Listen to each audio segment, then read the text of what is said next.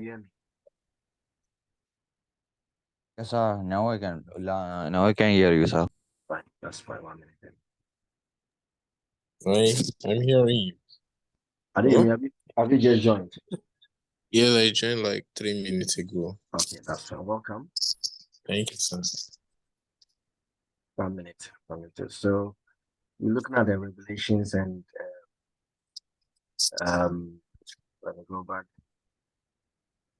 We're looking to understand the legislation and guidelines which impact on the provision and practice of health and social care.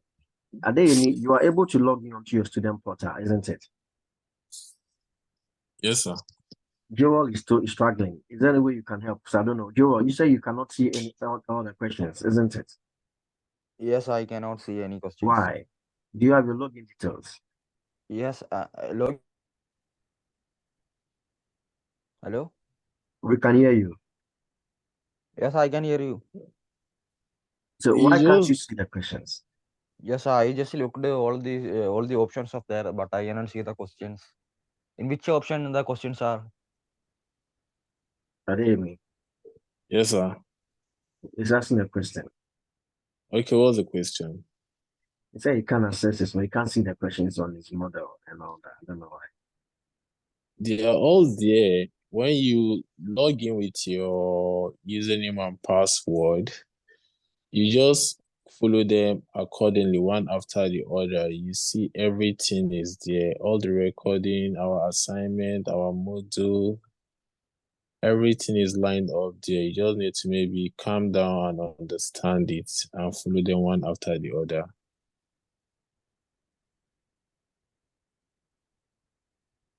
Hello? I don't know. I think you need a special app. I have to tell my office because I don't know. I think we have to. You have to email admin. When we do that, you have to be admin. Yes.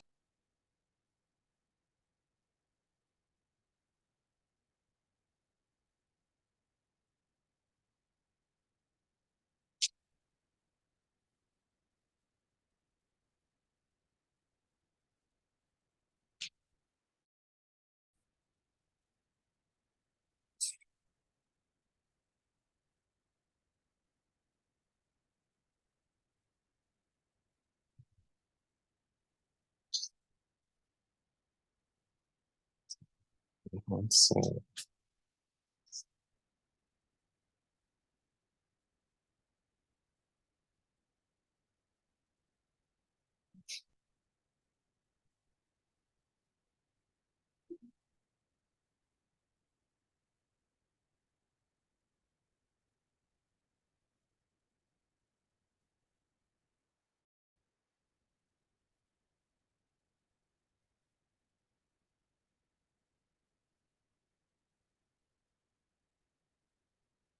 Oh.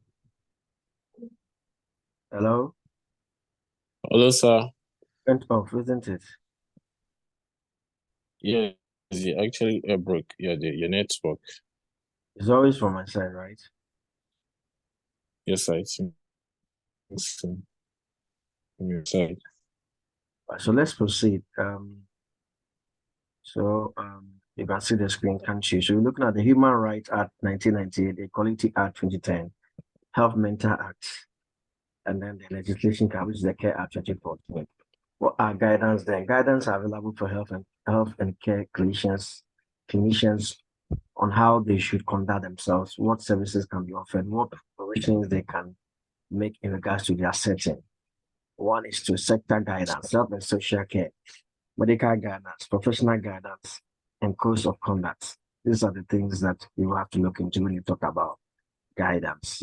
Then we should be able to allow sources and status of legislation, regulations, and guidance in your choosing country. So the application of legislation and guidance.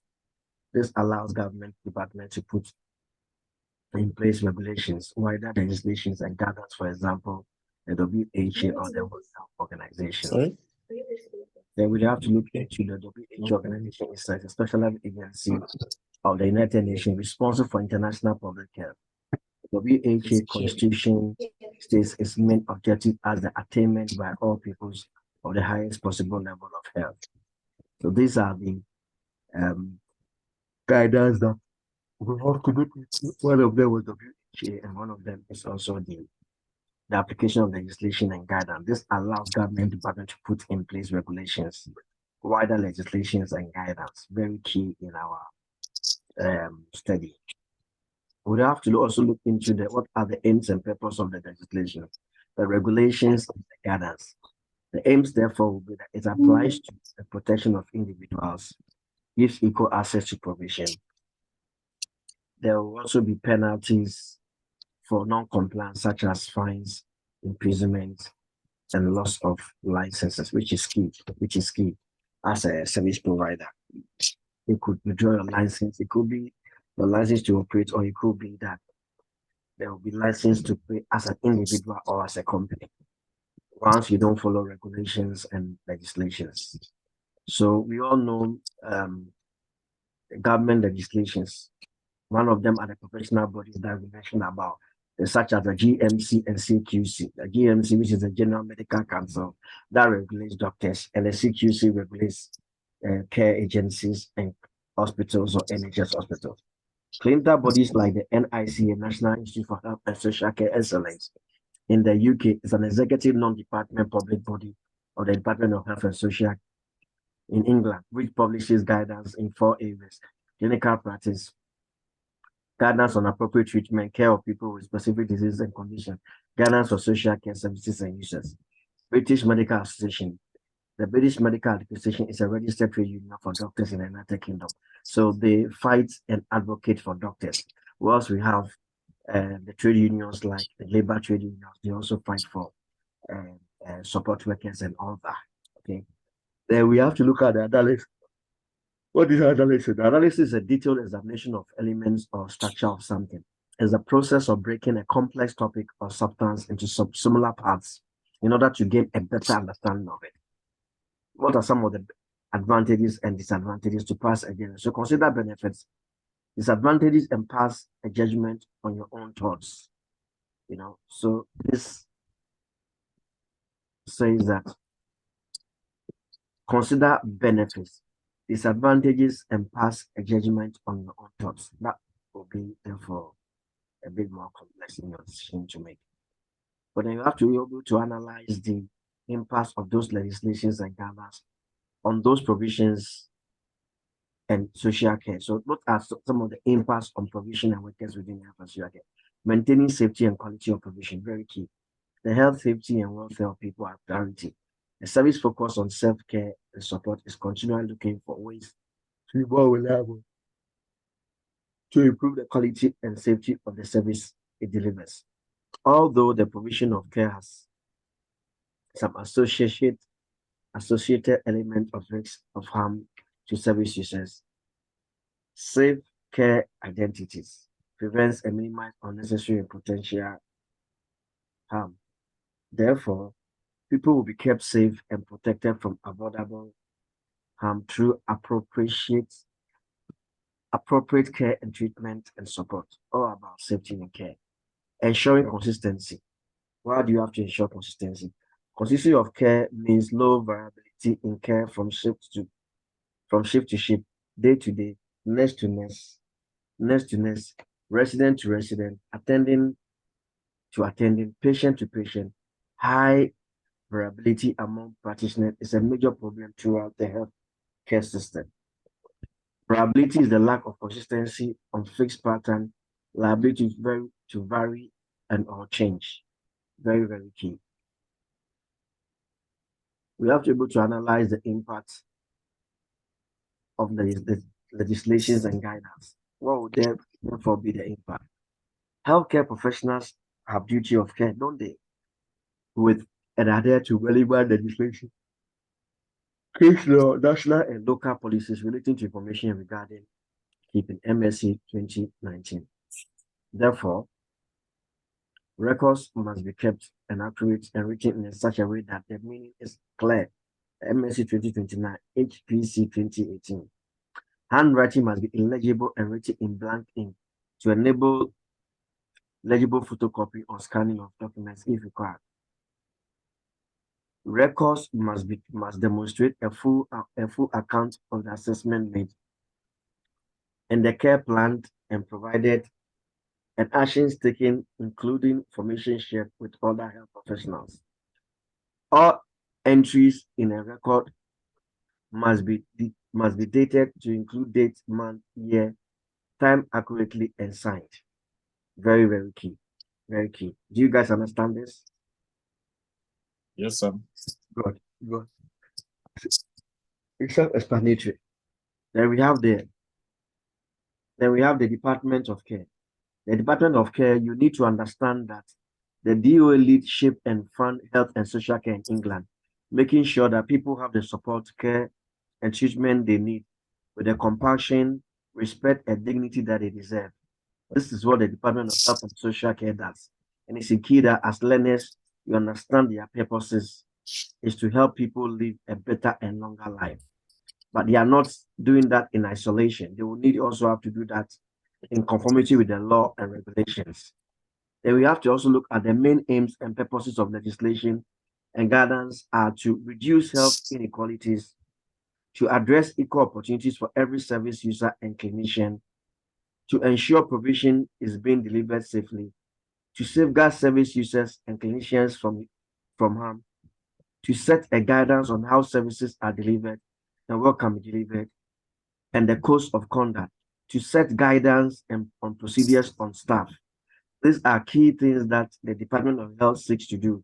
And I expect that as students and learners, you need to know these things from the Department of Health. You need to know that as well.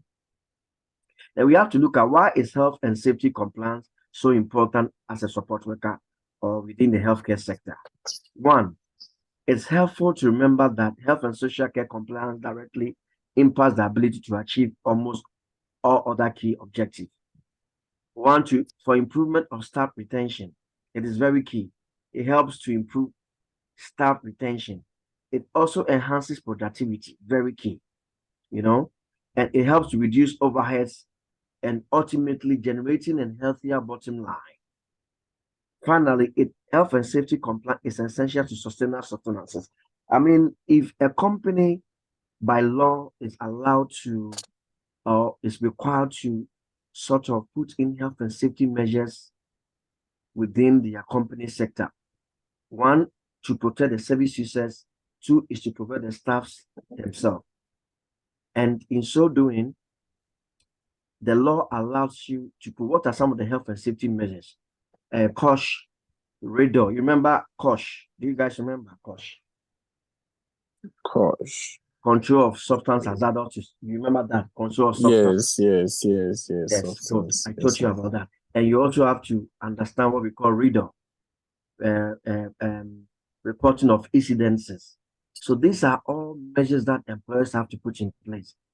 But what does it seek to do? What does it help? It helps to retain the staff because the staff safety is paramount to you.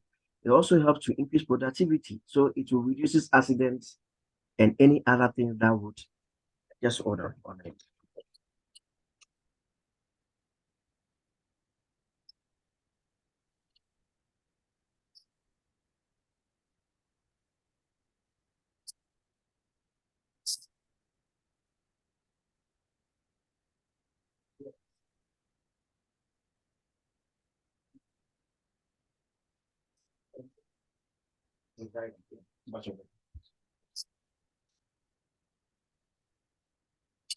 Yeah, so to reduce the staff. So ultimately, this is what it seeks to do because once you're able to have a proper structured health and safety processes in your company, it would make staff safety, and then it would also staff safety, and it would also ensure that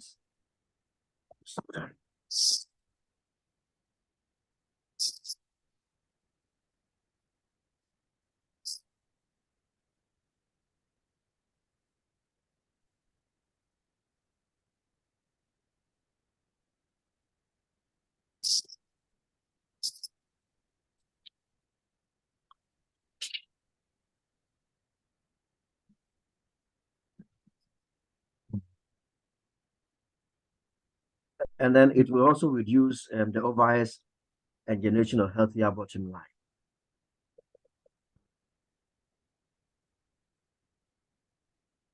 Then we have to look into the implications of failure to comply with this guidance and legislations. One, you could be prosecuted or fined. Fines for the cost for the most serious safety breaches are now routinely in hundreds of thousands of pounds. It can be fined, and imprisonment. Individuals that can be imprisoned for breaches of health and safety law will sentence up to 6 months in the magistrate's court and up to 2 years in the Crown Court. So it could lead to, these are the implications if you don't adhere to health and safety. Imagine you don't put in measures in your company and somebody fall. You can be sued. All right. Yes. Yes, you can be sued. You didn't put in the right measures, and one of your staffs or a client fell down. You can be sued, and it's a lot of money. Okay. And then you can also lose of reputation. Any organization that fails to comply with legislation runs the risk of losing the reputation or loss of service users. And then loss of current or potential staff. Current and potential employees will not want to work for an organization that has been prosecuted under the health and safety legislation.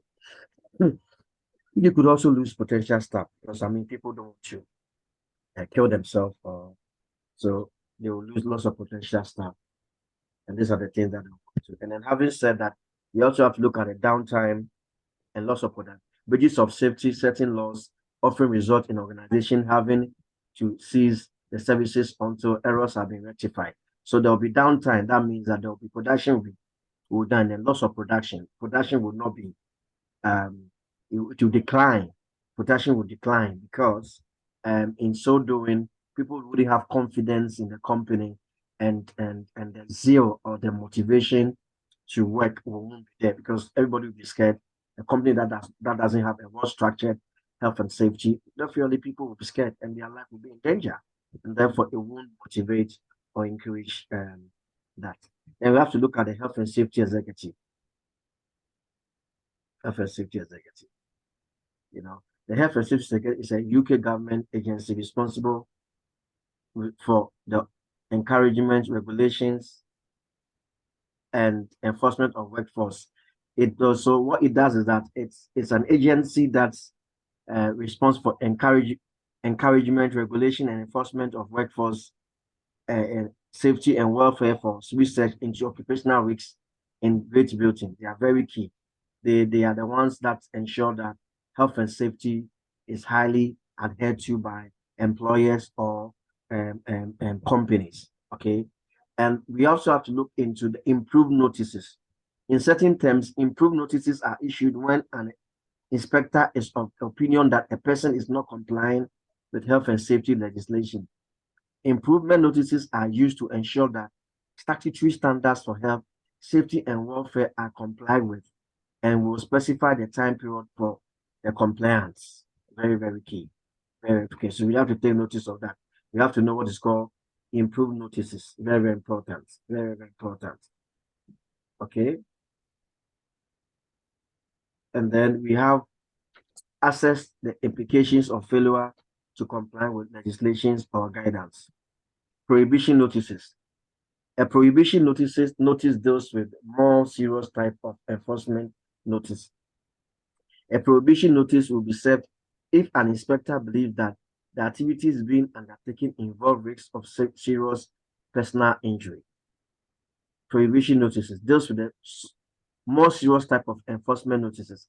A prohibition notice will be served if an inspector believes that the activities being undertaken involve risk of serious personal injury. Like an improvement notices, the prohibition notice must clearly specify the defaults that have been allegedly occurred. Unlike an improvement notice, however, it will prohibit the continuation of any offending activities until the issues are fully resolved. Very, very, very key. So you normally get some of these things. Notice, even your car tickets, you can get notice. You can be served notice in your company for breaching something or for not paying something. We get that every now and then. So these are things that you can be prohibited, or you could. A father can be prohibited from going to see his children for whatever reasons and all that. So these are key things. What would therefore be the effects of the non-compliance? Staff should be updated regularly when there are such issues.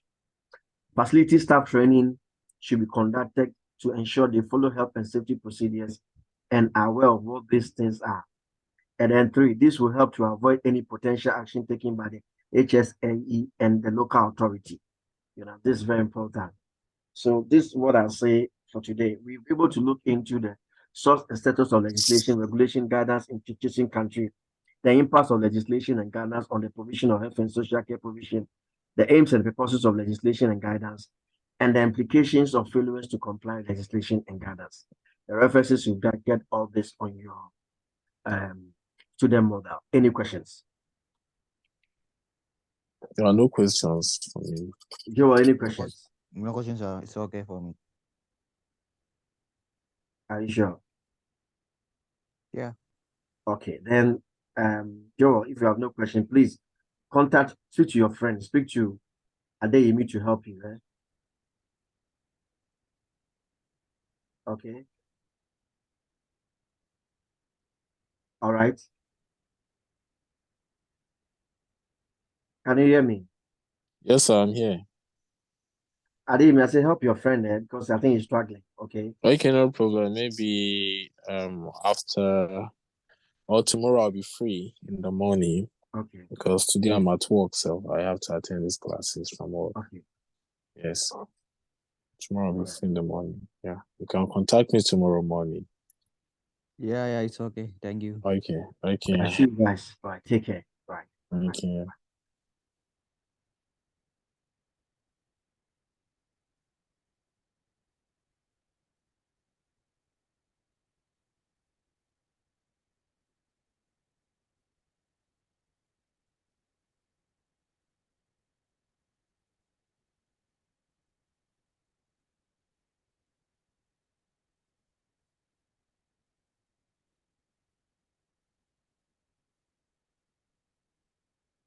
Hello.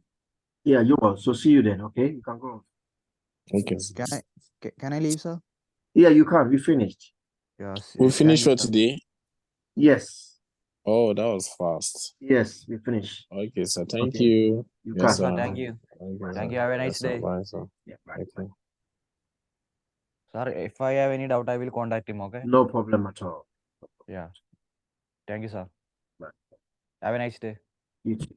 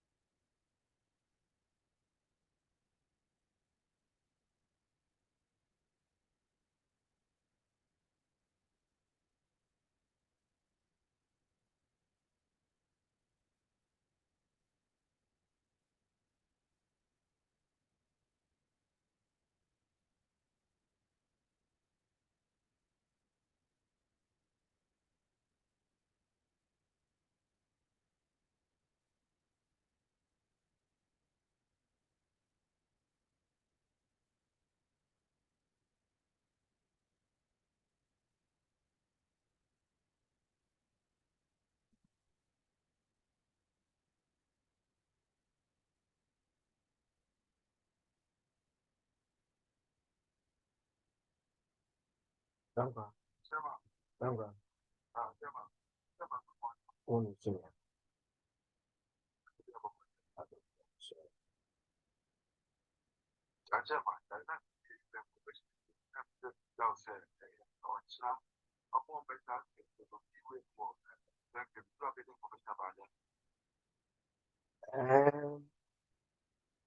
can get them for you. I can get it for you. Why? What do you need?